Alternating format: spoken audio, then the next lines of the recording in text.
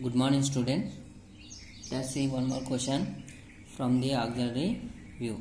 So here one object is given and the three representations of this object is drawn on the respective planes. So this is the vertical plane, horizontal plane and profile plane. So the vertical plane front view is drawn, so you can see the front view clearly. So this is the total height we can draw. So vertical height of this one and total horizontal length is drawn here, and top length is this one, and from this point to this point it is joined to the end point. And then after to represent the circular section inside, just we are indicating at this edge a dash line, and bottom edge also with a dash line, and this edge is the edge of this one. So in this front view you can easily represent that diagram. And come to the top view diagram. So this is one of the rectangle total length you can draw first. So that is a rectangular shape of this length and width with that rectangle. Then after draw these edges, this edge line and that edge line up to a length of cutting point. So wherever it is ending, so at that point just to draw this one, and this edge is drawn here and here, and then after this edge is drawn here and this circular shape is drawn here. So you can project those end points and draw the top view. Similarly go for the side view. From this direction you will get the shape of this one, so only that shape is drawn here, and the circle is here, so that circle is drawing here. So these are the three views of this given object. So here the case is this inclined surface, whatever the inclined surface taken on this object is not getting any of these planes with the true size.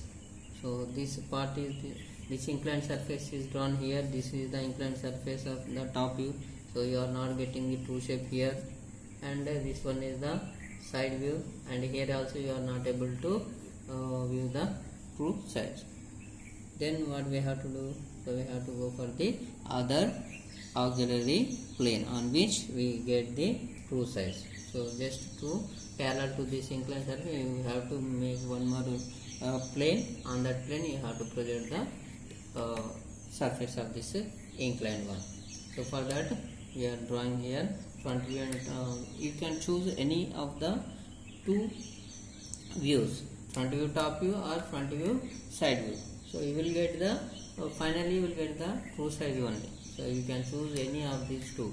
In this case I selected only front view and side view of the views. So here front view is drawn with 25 mm height and horizontal length, top horizontal length 20, and then after taking the 45 degrees of inclination drawn the inclined line, and from this point you just extend the line. So somewhere it is intersection, that is the end point for this inclined one.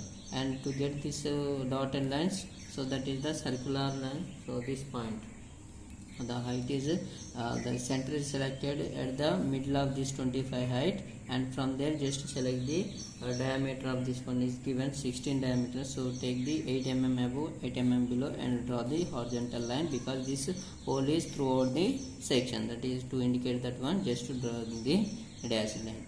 And this edge line is this one, so with the height of 8 mm. So 8 mm is the height is given, so from this edge is drawn, and this is the center line for the circle.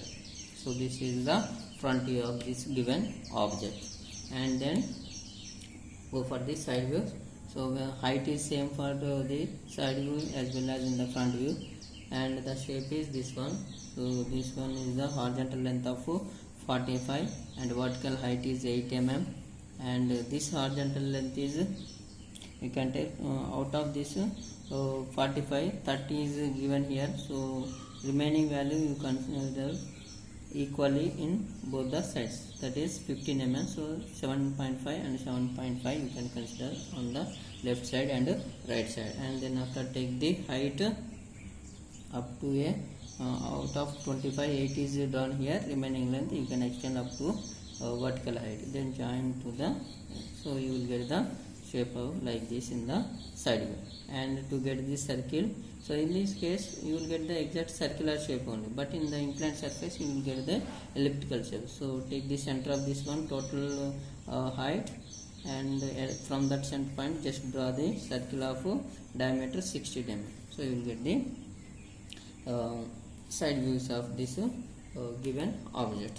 Now this is not the true shape of the object, so to make it into true shape just draw the vertical axis line and give the numbering. You have to redraw this one, that is why you have to give the numbering for this diagram. So you can choose the numbering from any one of this point. From this point you can give the numbering, or from this point also you can choose. So and also direction is also, you can go in any direction, 1 2 3 4 5 6 7 8, otherwise 1 2 3 4 5 6 7 8 like that. So there is no problem in it. So I have given the numbering in the clockwise direction. Then to the circle also given the numbering 9 10 11 and 12. The diameter points are 4 points are selected for the numbering, and from those points you just take the projection point, and here those points are represented on this inclined surface, and from those points just draw the vertical lines, only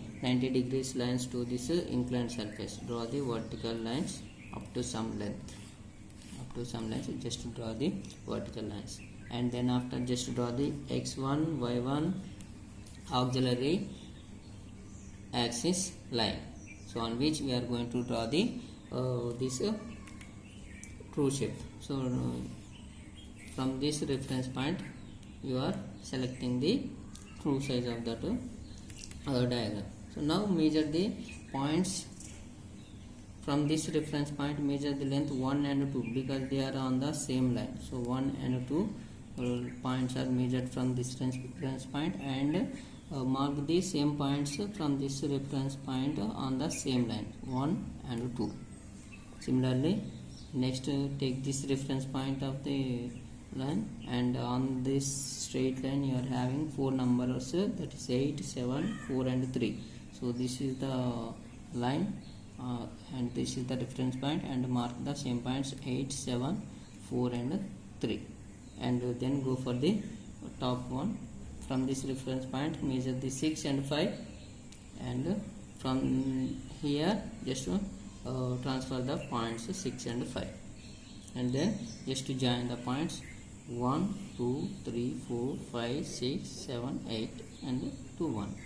After that you have to draw the circular point also, and to get this one just to take the reference points of these 3, and from this point take the 9, and from this point take the 10 and 12, and from this reference point 11, and similarly transfer those points from these 3 reference points 9 10 11 and 12, and then after just to join with the free hand. Don't use the compass here because it is enlarged section of the circle, so elliptical section only you can see from this view. That is why don't use the compass. And this is the true size or true shape of the inclined surface. So this is the auxiliary view of the given object. In this way you can get the true sizes by drawing the inclined surfaces parallel to that inclined lines. Thank you.